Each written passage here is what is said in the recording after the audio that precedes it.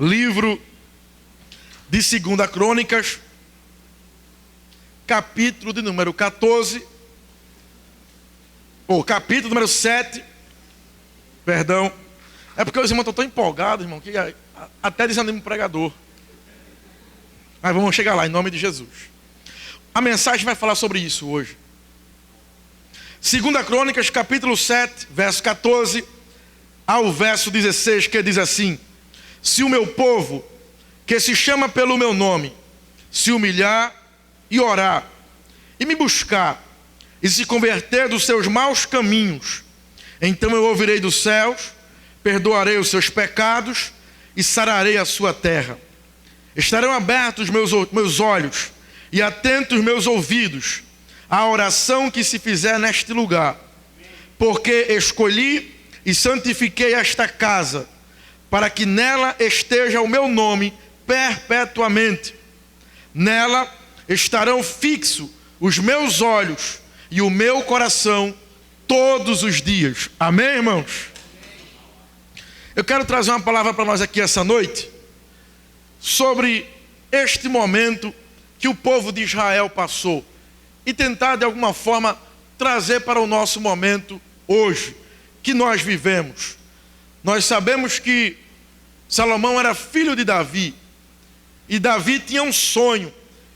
Ele morava em um palácio e ele pensava: como pode eu, um homem, morar em um palácio e o meu Deus morar, não ter onde morar, não ter casa para ele? E ele desejou construir uma casa, um palácio, construir um templo. Só que Deus disse para ele que ele não construiria este lugar, porque a mão dele tinha muito sangue, mas que o seu filho iria construir uma casa para Deus. E Salomão agora começa a juntar os utensílios, prepara tudo que ele pode preparar, prepara um grande sacrifício como nunca houve na história, e agora ele traz o principal, porque para ser a casa de Deus, Deus tem que morar ali, tem que ter alguma coisa que diga que Deus está ali. E no Antigo Testamento, o que revelava para as pessoas que Deus estava ali era uma coisa chamada Arca da Aliança, onde a Arca da Aliança representava a presença de Deus. Então, Salomão traz a Arca da Aliança para a casa de Deus. Prepara tudo, um lugar maravilhoso, um lugar lindo, perfeito. Só que aquele lugar faltava alguma coisa. O que é que faltava? A Arca da Aliança. Então, traz a Arca da Aliança. E aqui começa a nossa história. O que é que eu quero falar para nós aqui essa noite? Eu quero falar o que acontece antes de um avivamento. Antes de um avivamento. Porque, ultimamente, muito se fala e também é muito necessário um avivamento. Muito se fala, mas, na minha opinião e na minha visão, eu vejo um avivamento distante, que parece que não chega até nós aqui do Nordeste. Parece que Pernambuco é um lugar diferente, ou parece que a nossa igreja é uma igreja diferente das outras. Porque eu olho na internet, eu vejo jovens no meio da rua pregando. Eu olho na internet, eu vejo jovens curando pessoas em praça pública. Eu vejo na internet uma multidão de jovens se reunindo, adorando ao Senhor Jesus. E quando eu olho para nós, eu vejo uma geração tímida, uma geração que parece que não sabe o que é avivamento ou que tem medo, uma geração que olha assustada, que tem medo do que pode acontecer ou da consequência de desejar um avivamento, e por conta disso passa-se os tempos e nós ficamos do mesmo jeito. Acontece coisa maravilhosa no sul, no sudeste, Deus está operando coisas lindas, e olhamos para nós, enxergamos um grupo de jovens, uma geração de jovens cansada, preocupada demais com seus estudos, com o seu futuro, com a sua vida amorosa e com tudo que envolve a vida nessa terra, menos a vida de Deus. Jovens que estudam para passar em concurso, varam madrugada estudando. Quem aqui já varou a madrugada estudando? Passa a madrugada estudando e passa. Louvado seja Deus. Jovens que buscam um emprego que lhe dê uma certa estabilidade. E eles perseguem, correm atrás, procuram um concurso, procura onde tiver mais fácil ou mais acessível, viajam, se mudam, passam em concurso. Louvado seja Deus. Jovens que correm atrás dos seus sonhos, atrás dos seus projetos e conquistam. Louvado seja Deus. Mas a pergunta é: aonde está Deus em todo este contexto da qual você se enquadra? Aonde é que está a presença de Deus em tudo isso que você faz? Porque isso é errado? Não, não é errado de jeito nenhum. Isso é coisa boa. Faça. Mas primeiro você precisa saber o que é que Deus quer com você. O que é que Deus tem para fazer na sua vida. Porque não adianta chegar no topo e Deus não está lá no topo. Isso é perda de tempo. Salomão traz para nós, nesses 3 capítulos, 5, 6 e 7, o que acontece antes de um avivamento. E o que acontece antes de um avivamento é o que Deus quer trazer para nós aqui essa noite, para trazer um despertamento em nosso meio, não só para vivermos a vida neste mundo, mas para vivermos aqui e também além, de forma que Deus seja glorificado em nossa vida. Que quando a gente conquistar alguma coisa, Deus seja glorificado junto. De quando a gente chegar no topo, Deus esteja lá conosco. De que quando a gente perseguir qualquer plano que seja, rastros da presença de Deus esteja atrás de nós, para que as pessoas entendam que existem jovens que ainda desejam o avivamento que Deus derramará sobre a terra. Salomão traz a arca da aliança. E tem uma coisa que me chama a atenção. Capítulo 5, verso 11. Veja o que é que diz. E sucedeu que, saindo os sacerdotes do santuário, porque todos os sacerdotes que ali se acharam se santificaram, sem respeitar as suas turmas. Existiam turmas de sacerdote, manhã, tarde e noite. Ficavam ali no seu horário. Mas, como estava para inaugurar o templo do Senhor, a casa de Deus, era um efeito único, era algo solene, todos os sacerdotes se santificaram. Se santificaram porque sabiam que ali seria o lugar que Deus estaria habitando. A gente sabe várias histórias da Bíblia de pessoas que tinham boa intenção e foram segurar a arca, morreram. De pessoas que tinham medo quando a presença de Deus chegava em um local, aqueles que estavam mal ou morriam ou eles eram consumidos. Você escolhe. E a gente percebe que quando Deus fazia isso, trazia um temor para todo aquele que imaginava que chegaria perto da presença de Deus. Então, se a casa de Deus vai ser inaugurada e a arca da aliança vai entrar para o santo dos santos, todos os sacerdotes se santifiquem, se preparem, porque a presença do Deus Santo estará em nosso meio. Olha para o teu irmão e fala assim para ele: antes de um avivamento, precisamos se santificar. Antes de um avivamento, precisamos nos santificar. Por quê? Porque jamais ninguém enche um copo que esteja sujo. O copo que está sujo, você olha e descarta ele, ou você limpa, lava ele e depois utiliza. Nós estamos aqui falando antes de um avivamento. E o que é que nós precisamos fazer antes que Deus venha até nós? Precisamos nos santificar, em tempo e em fora de tempo. Em todo o tempo precisamos nos santificar. Precisamos nos aproximar de Deus. Por quê, Diego? Porque a presença de Deus hoje pode não consumir, pode não matar ninguém. Pelo contrário, a presença de Deus hoje traz vida, mas somos nós que não desejamos mais a presença de Deus.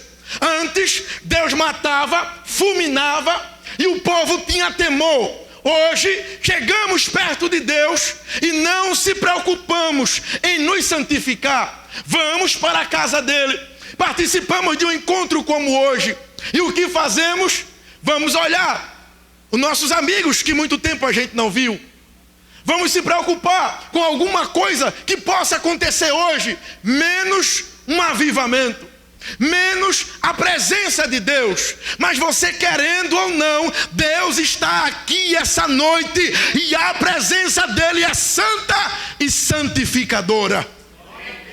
Santificadora, porque eu creio que Deus quer derramar do seu poder sobre cada um de nós aqui essa noite. Mas Diego, e como é que vai ser isso?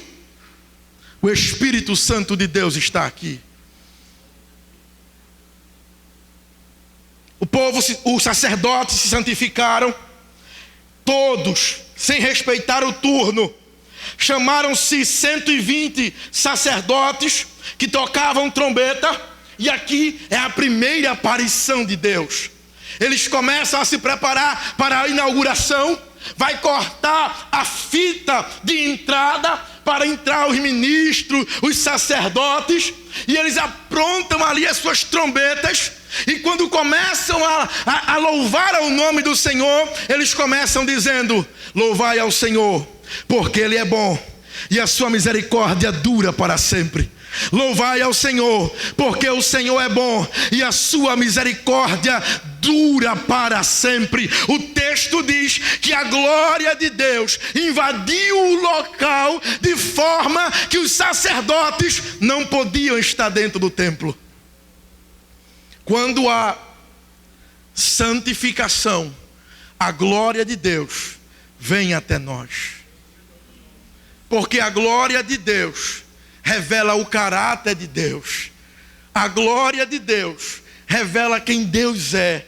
E quando nós temos temor, porque sabemos, irmão, em um culto, Deus vai estar lá. Deus vai usar o louvor. Deus vai usar a palavra. Então, se você já sabe disso, quando você pensar em vir para a igreja, você já diz: Senhor, tem misericórdia de mim. Senhor, me perdoa, para que eu possa entrar na tua presença. E a Bíblia diz que a glória de Deus encheu toda aquela casa. Primeira aparição da glória de Deus naquele templo. E Salomão se levanta no meio do povo e ele começa a orar. E antes dele orar, capítulo 6, verso 16, ele diz assim: agora, pois, Senhor, Deus de Israel, guarda teu servo, guarda o teu servo Davi, meu pai, o que falaste dizendo: nunca homem algum será cortado de diante de mim, que se assente sobre o trono de Israel, tão somente que teus filhos guardem seu caminho, andando na lei, como tu andaste diante de mim. Deus faz uma promessa para Davi, dizendo para Davi: Davi, não haverá homem que saia de ti que seja desprezado da minha presença. O teu trono eu faço uma aliança perpétua, que enquanto houver rei, vai descender de ti. Então, no dia da inauguração, Salomão declara a promessa que Deus fez a seu pai.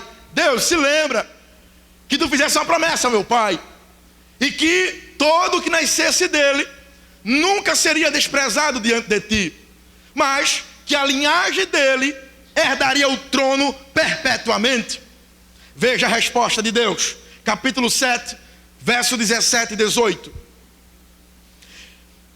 E quanto a ti, Salomão, se andares diante de mim, como andou Davi teu pai, e fizeste conforme a tudo que eu te ordenei, e guardares os meus estatutos e os meus juízos, também confirmarei o trono do teu reino, conforme a aliança que fiz com Davi, teu pai, dizendo: não te faltará sucessor que domine em Israel.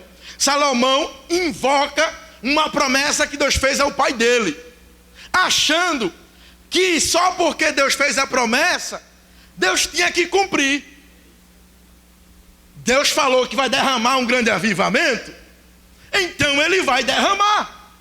Como todo mundo diz, nós somos a geração do avivamento. Um avivamento vai vir sobre nós. Um avivamento não é desse jeito. A promessa de Deus não é de qualquer forma. A promessa de Deus é condicional. Quando Deus fala para Davi que o sucessor dele seria da linhagem dele, ele está dizendo antes: anda na minha presença, obedece os meus estatutos, faz o que eu te mandar. E Salomão, invocando a promessa do pai, Deus diz assim: quanto a ti, se quiseres sentar no trono e que a promessa te acompanhe, anda na minha presença, cumpre os meus estatutos. Deus estava dizendo para Salomão: me obedece, que a minha aliança estará sobre ti. O que é que nós precisamos antes de um avivamento? Andar nos estatutos de Deus, obedecê-lo. Isso quer dizer honrar a Deus acima de todas as coisas. Se você quer experimentar um avivamento, mas irmão, está na Bíblia, é uma promessa, vai cair sobre mim. Não, só cairá sobre a tua vida se você andar conforme a vontade de Deus. Honra ao Senhor teu Deus acima de todas as coisas. Essa foi a resposta de Deus para Salomão. Talvez você está aqui essa noite e pensa assim: a Bíblia está cheia de promessas sobre a minha vida.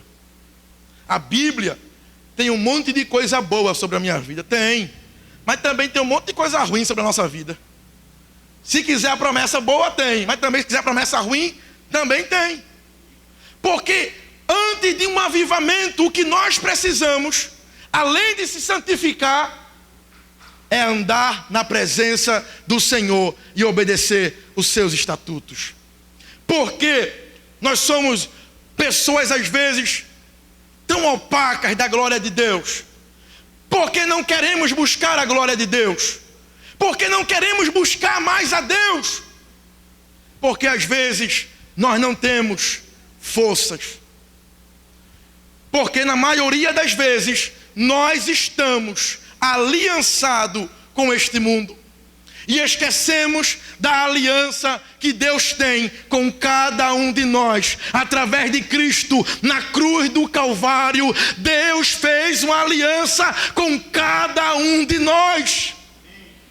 Então, não é uma coisa que eu estou dizendo assim: irmão, por favor faça, irmão, vá, por favor. Não, é uma coisa que todo crente salvo em Jesus precisa fazer. E se você é salvo em Jesus, você tem uma aliança com Ele na cruz. E Ele traz essa palavra para nós aqui esta noite. Despertem, acordem, experimentem o que eu tenho para vocês.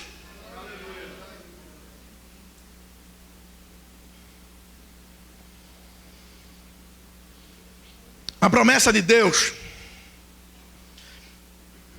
é condicional.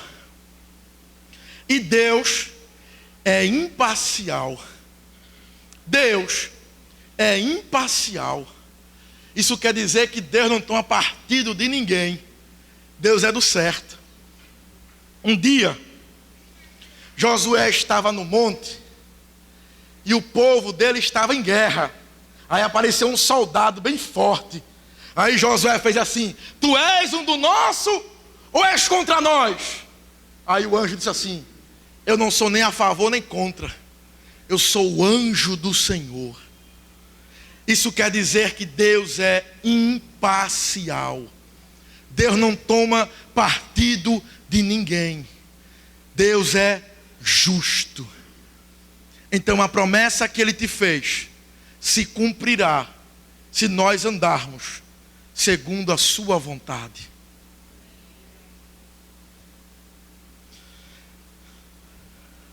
Aleluia. Salomão estava ouvindo da boca, irmão, Salomão estava ouvindo da boca de Deus. Quem está falando com Salomão não é Diego, não é um pastor, é o próprio Deus que está falando para um rei. É um rei diante de todo o povo, igual aqui essa noite. Todo o povo está igual a você, olhando. E Salomão está falando com Deus. E Deus diz para ele: eu só tenho aliança contigo se tu tiver aliança comigo. E o povo está olhando aquilo ali. Deus estava dizendo: cumpre o teu propósito na terra, cumprindo a minha vontade, e eu serei contigo. E eu pergunto para você aqui essa noite: você já sabe qual é o propósito de Deus na sua vida? Você já sabe em que e como Deus quer te usar aqui na terra? Pergunta para o teu irmão: você já sabe o propósito de Deus na sua vida? E como Ele quer te usar? Como eu posso andar segundo a vontade de Deus se eu não entender o que é para mim fazer? Salomão era rei. Deus estava dizendo: seja um rei justo, igual a seu pai. Seja um rei apaixonado por mim, igual a seu pai. Seja um rei que tenha o coração quebrantado, igual a seu pai. O que é que Deus diz para nós aqui essa noite? O que é que Deus fala no teu coração aqui essa noite? Isso é muito importante e faz toda a diferença. Salomão agora começa a interceder pelo povo. Capítulo 6, verso 21, Salomão diz assim: ouve, pois, as súplicas do teu servo e do teu povo Israel, que fizeram neste lugar, e ouve tu do lugar da tua habitação, desde os céus. Ouve, pois, e perdoa. Terceira coisa que nós precisamos, antes do avivamento vir: compaixão, para interceder por aqueles que precisam da ajuda de Deus. Salomão sabia que nem todo o povo iria buscar a Deus. Salomão sabia que nem todo o povo tinha força para buscar a Deus. Mas Salomão diz: Senhor, ouve o teu povo. A oração que eles fizeram aqui, ouve e perdoa cada um deles. Salomão sabia que o povo iria falhar, mas ele como líder, ele intercede pelo povo. E eu chamo a sua atenção agora como líder aqui essa noite, porque muita gente acha que ser líder é só estar na frente de um povo, é só estar na frente de um grupo. Eu sou líder. Não. O líder não é só aquele que é escolhido para estar à frente ao povo, mas o líder tem uma responsabilidade de orar pelo povo que Deus colocou em suas mãos. O papel do líder não é só dar uma direção que ele quer, traçar uma meta, mas o papel do líder também é aquele que intercede pelo povo. Éder sabe, Mateus sabe, Juliana sabe, Beatriz sabe, Elinaldo sabe. Cada jovem que está aqui e pode buscar a Deus sozinho, mas também eles sabem quem não tem força e nem coragem para buscar a Deus. Então qual é a palavra que Deus traz para vocês aqui essa noite? Orem por eles, intercedam por eles. Mas Senhor, dá muito trabalho, eles não querem nada, são muito complicados. Você é líder, ore por eles, interceda por eles. Enquanto o povo havia vontade de pecar e sair da presença de Deus, Salomão dizia: Senhor, ouve eles, por favor, perdoa eles, tem misericórdia deles. O que é isso? O papel do líder que quer ver um avivamento no meio do seu povo. Aí ele diz assim, 2 Crônicas 6:22, quando alguém pecar, 24, quando também o teu povo for ferido diante do inimigo, por ter o quê? Pecado contra ti, e eles se converterem e confessarem o teu nome, e orarem e suplicarem perante ti nesta casa, 25, então ouve tu desde os céus e perdoa os pecados de Israel. O que é isso? Alguém que anseia por um avivamento, alguém que anseia pela presença de Deus. Eu não quero sozinho, eu não quero sentir Deus sozinho, eu não quero experimentar sozinho, porque isso não é avivamento.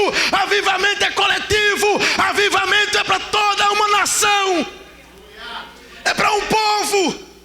Então o líder que está aqui essa noite, comece a clamar: Senhor, ajuda aquela que caiu, levanta aquele que caiu, meu Pai, aquela que não tem força de te buscar, aquele que dá muito trabalho para mim, eu te peço por ele hoje, perdoa ele, Pai, tem misericórdia dele, fortalece ele, ajuda ele, Pai, eu quero ver se cumprir o que tu tem na vida dele.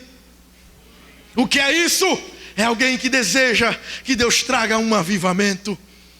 E avivamento é um corpo, um cadáver que já está se consumindo, se acabando, e Deus envia o seu Espírito e transforma tudo novo.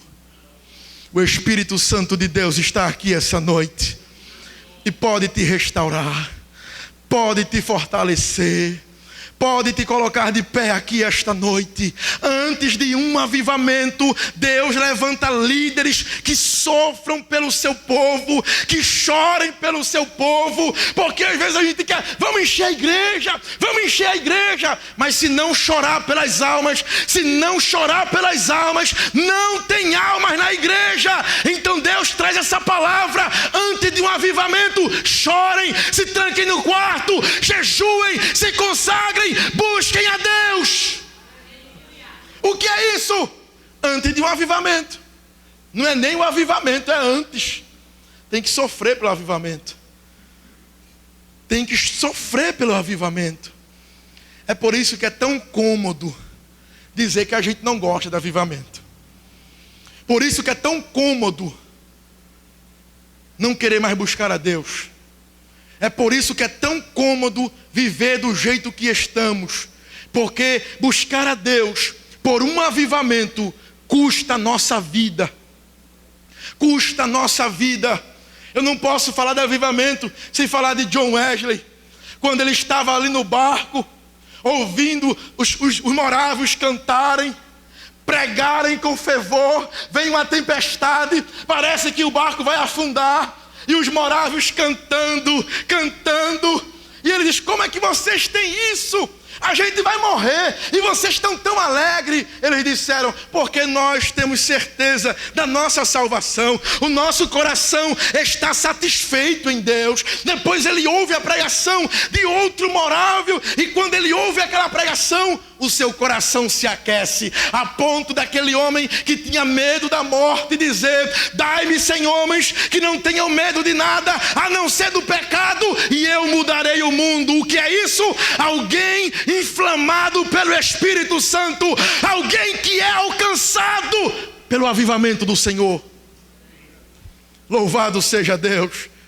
E ele pregava para tudo que era lado, andava, e ele dizia: a minha paróquia é o mundo, aonde eu chegar é o meu púlpito, aonde eu chegar eu prego, aonde eu chegar eu falo do amor de Jesus. Por quê?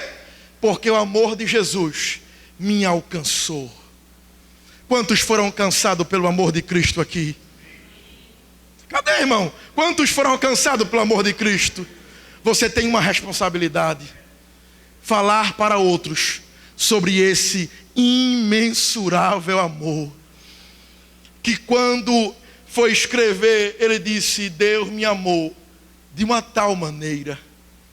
Mas que tamanho é esse? Não tem tamanho. Que profundidade é essa? Não tem profundidade. Mas tu vai usar qual palavra? Ele me amou de uma tal maneira que palavra humana não consegue mostrar o real significado. Mas como é que você sabe que ele te amou? Eu sinto paz no meu coração. Cristo mora em mim.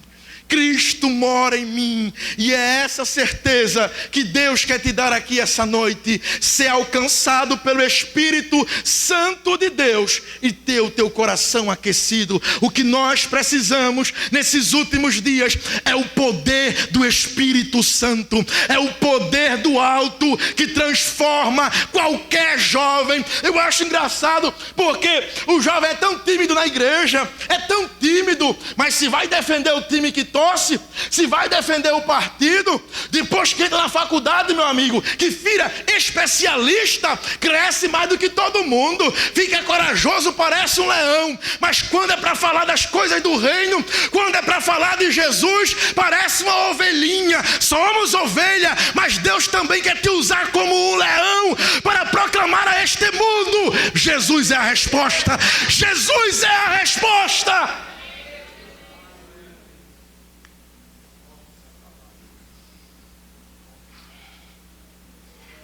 A preocupação de Salomão, e eu encerro, irmão, era que Deus não parasse nunca de ouvir a ele. Era a intimidade. Salomão diz assim no verso 39, capítulo 6: ouve então desde os céus, do assento da tua habitação, a sua oração e as suas súplicas, e executa o seu direito, e perdoa o teu povo, que houver pecado contra ti. Agora, pois, ó meu Deus, estejam os teus olhos abertos e os teus ouvidos à oração feita neste lugar. Não deixa de nos ouvir. Não deixa de olhar para mim. Não deixa de estar no meio do teu povo. Não deixa que o culto acabe e eu não sinta nada. Não deixe que a adoração pare e eu não sinta que o Senhor está no meio. Não deixa que eu volte para minha casa do mesmo jeito, Pai. Não deixa que eu volte a cometer os mesmos pecados depois de ter um encontro com a Tua presença. Não deixa, Senhor, que eu pare de ouvir a Tua voz. Não deixa que eu pare de sentir a Tua presença. Não deixa, não deixa. Se eu pequei, me perdoa. Me perdoa. Me perdoa, aleluia. Aí chega no capítulo 7, verso 14. Acaba a inauguração, todo mundo já está quieto, aí Deus aparece novamente. E o texto diz assim: Deus aparece no meio do fogo. O fogo desce do céu e começa a falar agora.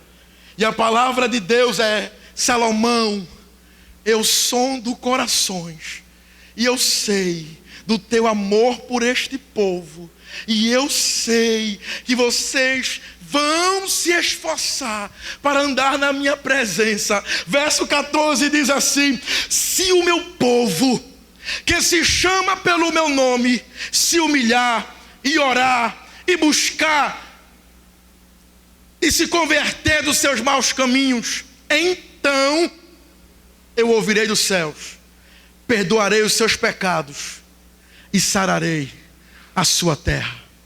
Avivamento. Avivamento é quando há mudança. Avivamento é quando há choro de arrependimento. Qualquer palavra que você disser aqui essa noite soa como uma desculpa para justificar o porquê você não clama por um avivamento. Qualquer palavra negativa para Deus que você falar para Ele aqui essa noite, para justificar a tua falta de interesse por um avivamento, é uma justificativa em vão, porque Deus não quer ouvir as nossas desculpas. Deus não quer ouvir as nossas desculpas. Deus quer trazer o fogo do céu para incendiar o nosso coração e despertar uma geração que anseia por almas, uma geração que ama mais a Deus do que qualquer coisa, uma geração inflamada pelo Espírito Santo, que chega de dar desculpa, chega de colocar um monte de erro, um monte de explicações. Deus não quer as tuas explicações, Deus não quer as tuas desculpas, Deus quer o teu coração submisso a Ele aqui essa noite. Aleluia, aleluia. Se o meu povo, Ele não está falando para quem não é crente, Ele está falando para quem é crente. Se os jovens da Bomba da Metério, se os jovens do Alto do Maracanã, se os jovens de Água Fria, se os jovens do Arruda, se os jovens de Dois Unidos chamar pelo meu nome, é difícil, irmão, chamar pelo nome dele? Se humilhar, orar, buscar, se converter dos seus maus caminhos, Deus diz: eu ouvirei e sararei a sua terra. Irmão, é Deus que está dizendo, irmão. É Deus que está dizendo: eu vou fazer, eu quero fazer, mas é condicional. Você tem que se humilhar, você tem que se arrepender, você tem que voltar atrás no lugar de comunhão, aonde Deus te aguarda para renovar a aliança contigo. Fica de pé em nome de Jesus. Vamos cantar mais uma vez, eu me rendo. Vamos cantar mais uma vez, eu me rendo. E eu queria que você falasse com o teu Deus aonde você está. Não, Deus está dizendo: se vocês fizerem isso, eu sararei a vossa terra. Não adianta ter um número alarmante no IBGE de cristãos no Brasil, se a corrupção aumenta, a criminalidade aumenta, as drogas aumentam. Cadê a igreja? A gente olha nas faculdades. Nós fomos para a faculdade evangelizar na frente da igreja católica, e a gente lá gritando que nem um doido. Eu não tenho muita voz para gritar mais no meio da rua sem microfone, e eu estou lá gritando: Jesus te ama, Jesus, Jesus, Jesus. O povo vinha falar comigo, interrompia e dizia assim: irmão, muito obrigado pela tua vida, muito obrigado por você estar aqui. E eu dizia para ela assim: tu é crente? Ela dizia: não, eu sou católica. Outra pessoa vinha: irmão, eu te agradeço pela tua vida. E eu perguntava: mas por quê? Ela disse: porque aqui precisa de Jesus. Alguém aguarda que você desperte do teu sono, para que você seja o instrumento de Deus, incendiado, incendiado, porque sem poder não vai, sem poder não vai. Deus quer te usar, Deus quer trazer o Espírito Santo dele para inundar o teu coração aqui esta noite. Mas para isso é preciso uma predisposição nossa: se humilhar, se arrepender, se converter. Aleluia. Deus sarará a tua faculdade,